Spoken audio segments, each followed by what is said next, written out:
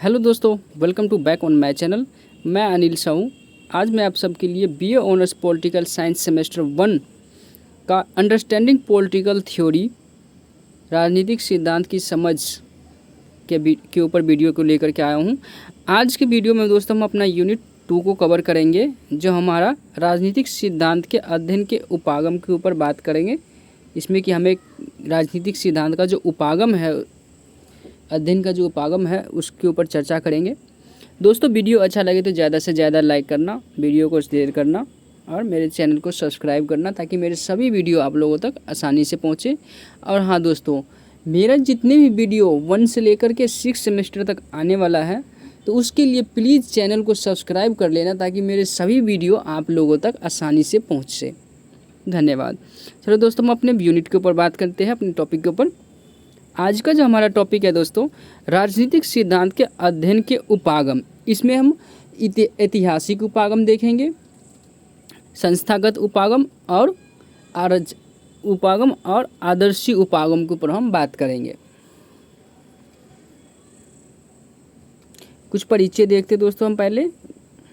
राजनीतिक सिद्धांत के अध्ययन के लिए प्रयोग किए जाने वाले उपागम को मुख्य 2 भागों में बांटा जाता है।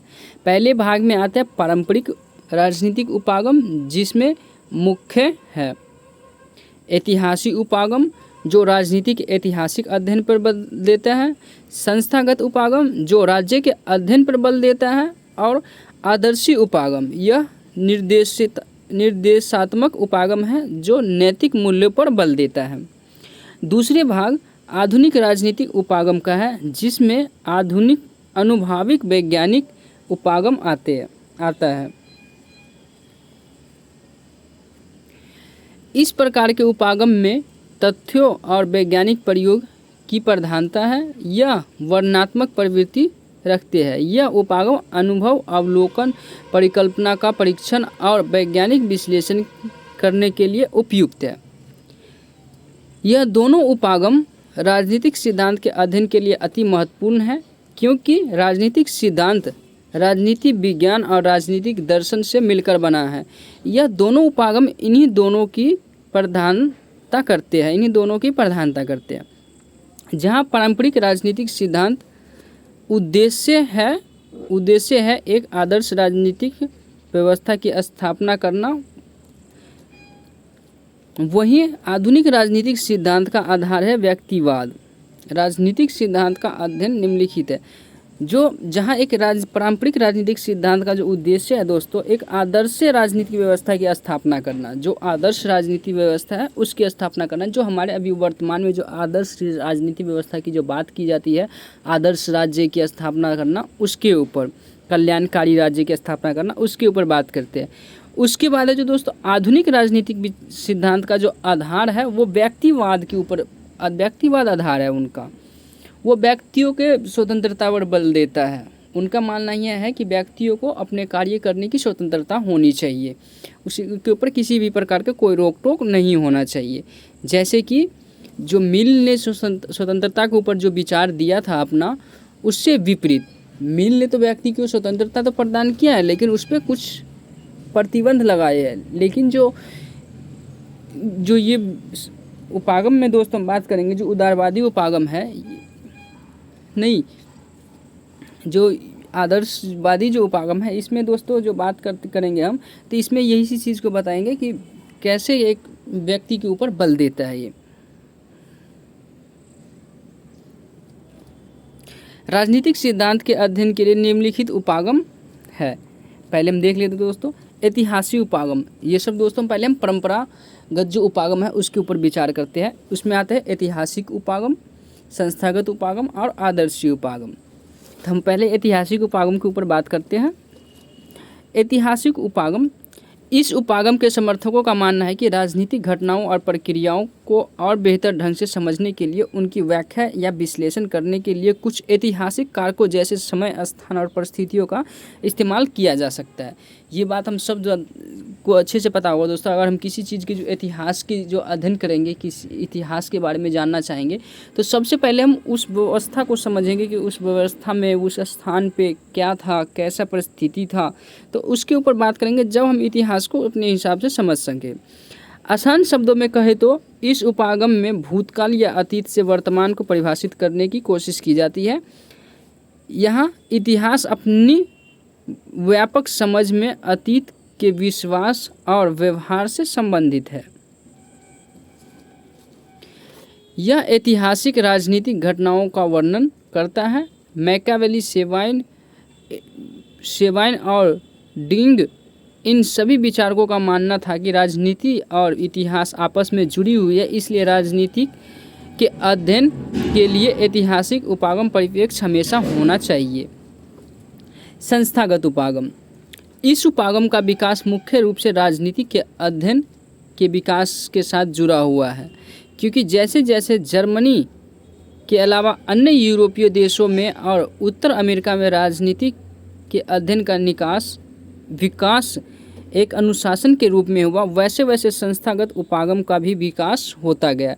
इसका मुख्य कारण यह था कि प्रारंभ से ही संस्थाओं के अध्ययन का सीधा संबंध राज्य के अध्ययन से जुड़ा हुआ था। यह उपागम राज्य नीति सिद्धांत के कार्यों की पहचान करता है और पहचान राज्य के ये जो उपागम है दोस्तों, यह उपागम राज्य नीति सिद्धांत के कार्यों की पहचान राज्य के अर्थ और उनके कार्यों को अभिव्यक्त करने के तौर पर करता है, जिसमें राज्य का दार्शनिक विचार और वैधानिक कार्य दोनों शामिल है। इस उपागम का मुख्य विचारक हीगेल और फीसे है। इन विचारकों का मानना है कि अगर राजनीति को जानना है तो राज्य को जानना है तो उसके भीतर आदर्शों को भी जानना होगा, जो इन विचारकों का मानना था दोस्तों। आदर्शी उपागम राजनीतिक वर्ग का भाग है, राजनीतिक दर्शन का भाग है, इसलिए यह दार्शनिक प्रकृति का है। यह उपागम निर्देशात्मक प्रकृति का है, जिसका संबंध मूल्य नैतिक मानकों से है। एंड्रो विंसेंट अपनी कृति नेचर ऑफ पॉलिटिकल थ्योरी में इसे शास्त्रीय आदर्शीय राजनीतिक सिद्धांत की संज्ञा देते हैं। उनका मानना है कि यह एक समय विहीन उपक्रम है, जिसमें प्लेटो से लेकर के वर्तमान समय तक के सिद्धांतकार शामिल है। उनका भी यह भी मानना है कि इसका स्वाभाविक सरोकार है, क्योंकि मानव समाज में सामान्य लक्ष्य और उद्देश्य है, क्योंकि जो मानव का जो समाज में सामान्य लक्ष्य और उद्देश्य है, यही कारण है कि इनकी प्रवृत्ति निर्देशात्मक है। इस उपागम की दो महत्वपूर्ण विशेषताएं हैं। यह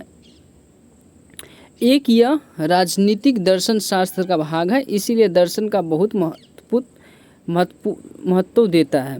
दूसरा, यह सर्वोत्तम अच्छाई में विश्वास रखता है। जो आदर्श उपागम है दोस्तों, हम पहले ही बताया था दोस्तों, जो विचारक थे जे.एस. मिल, उन्होंने जो स्वतंत्रता का विचार दिया था तो उसके ऊपर कुछ पाबंदी था, लेकिन ये आदर्श है, क्योंकि ये कहते कि मनुष्य को जो कुछ करना है वो करने दो।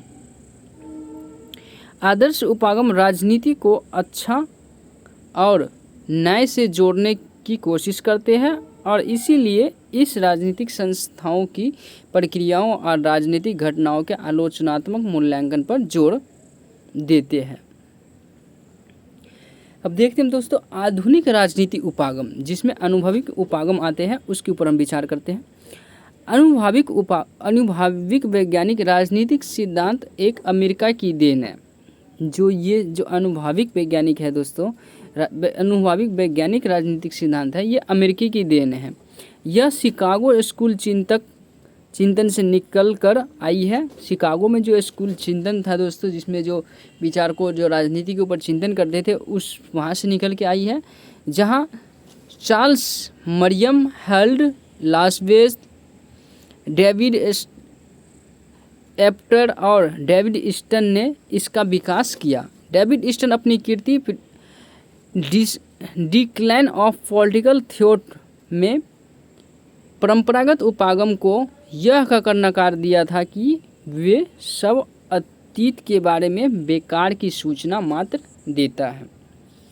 जो हमारे डेविड ईस्टन जो राजनीतिक विचारक है दोस्तों, उन्होंने जो परंपरागत उपागम था उसको यह कह के नकार दिया कि जो परंपरागत उपागम है वो एक बेकार का सूचना प्रदान करता है। अतीत के बारे में, जो हमारे इतिहास के बारे में जो है वो एक बेकार की सूचना प्राप्त कर देता है। इसलिए डेविड ईस्टन ने अपने जो उनका जो एक पॉलिटिकल थॉट के ऊपर जो बुक आया था, डिक्लाइन ऑफ पॉलिटिकल थॉट, उसमें इस उपागम को नकार दिया था, इसका विरोध किया था। राजनीतिक सिद्धांत के अध्ययन के लिए उपयोग किए जाने वाले यह उपागम नैतिकता और मूल्यों से मुक्त है। जैसे कि हम दोस्तों पहले देखे थे कि जो परंपरागत उपागम था वो नैतिकता और मूल्यों के ऊपर जोर देता है, लेकिन जो आधुनिक उपागम है ये नैतिकता और मूल्यों से मुक्त है, ये उसके ऊपर जोर नहीं देता।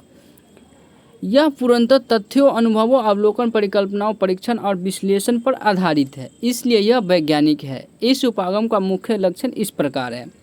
यह उपागम आदर्शी उपागम से अलग है क्योंकि यह मौजूदा राजनीतिक व्यवस्था में बात करता है कि राजनीतिक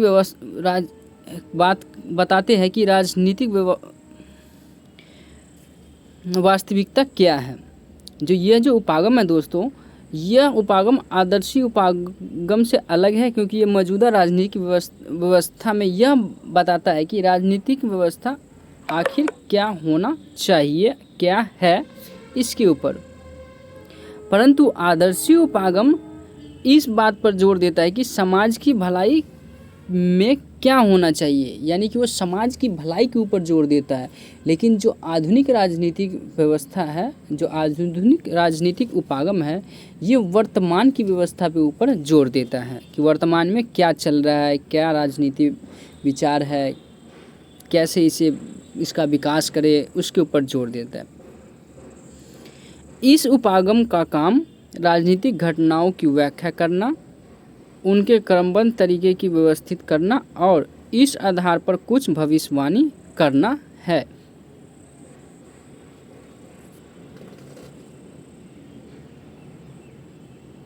दोस्तों ये हमारा यूनिट 2 का वीडियो था। वीडियो पूरा देखने के लिए बहुत बहुत धन्यवाद आप लोगों का। दोस्तों वीडियो अच्छा लगा हो तो चैनल को सब्सक्राइब करना, वीडियो को लाइक करना और ज़्यादा से ज़्यादा शेयर करना वीडियो को, ताकि मेरे सभी वीडियो आप लोगों तक आसानी से पहुँचे। और दोस्तों चैनल को सब्सक्राइब आप लोग ज़रूर कर लेना, ताकि मेरे जो जितने भी वीडियो है जो मैं अभी बनाने वाला हूँ क्लास, ये सेमेस्टर जो आप लोगों का, ये सेमेस्टर 1 से लेकर के 6 तक BA पॉलिटिकल ऑनर्स के जितने भी स्टूडेंट हैं, तो प्लीज़ मेरे चैनल को सब्सक्राइब कर लेना, ताकि मेरे सभी वीडियो आप लोगों तक आसानी से पहुँचे। मैं आप लोगों का सभी वीडियो नोट्स और जो इससे रिलेटेड जो वीडियो है सभी वीडियो प्रोवाइड कराऊँगा। धन्यवाद दोस्तों।